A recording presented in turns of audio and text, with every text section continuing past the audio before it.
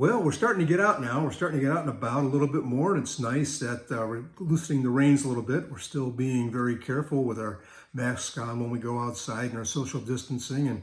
And I know that Deb and I are still washing our hands all the time here and using disinfectant, especially when we're out. Even when we walk the dogs, we're wearing our mask, just to be safe while we're outside. But as we are getting out more, I started reflecting on the time we spent at home and the things that I've been thinking about and what it's been like just to be in a certain area for a certain amount of time by ourselves. I want to talk to you about that today in your morning cup of inspiration. See, while we've been at home, we've been isolated by ourselves, and a lot of people are just alone. They are by themselves. Deb and I, at least, are here together, and we have our dogs, but some people have no one with them. And the thing is, when we are in a crowd and amongst a lot of people, we start thinking and working on things that are right there, right in front of us. We aren't thinking of other things or other people or other places. But when we're alone, we start thinking more. We think of people that we've met years ago. It might be from the past and down in other cities maybe, or when we were growing up. We start thinking of different people. We start thinking about God. God, where are you during this time? We start praying. We start reaching out to him. And that happens. And this is when we want to get close. We want to meet him. We want to know who he is. And a lot of people don't know God at that point, but they want to. So they reach out to him. Now, on the other hand of it, God is just the opposite. Jesus was just the opposite of that.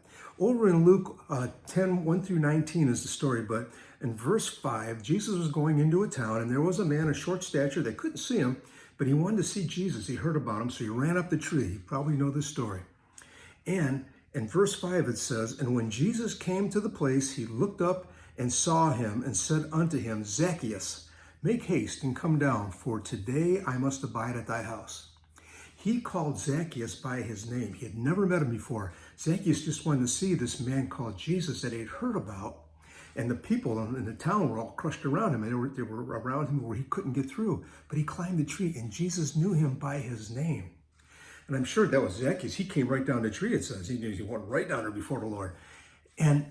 But he, to his amazement, Jesus knew who he was, and he was going to dine with him at his place. See, Jesus knows who we are. God knows who we are.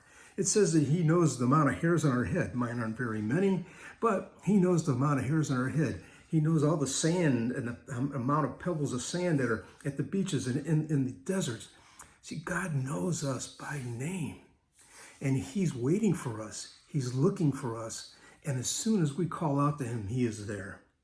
So while we're still at home and just starting to get out, don't forget, God that was there with us during this time is still with us now and always will be.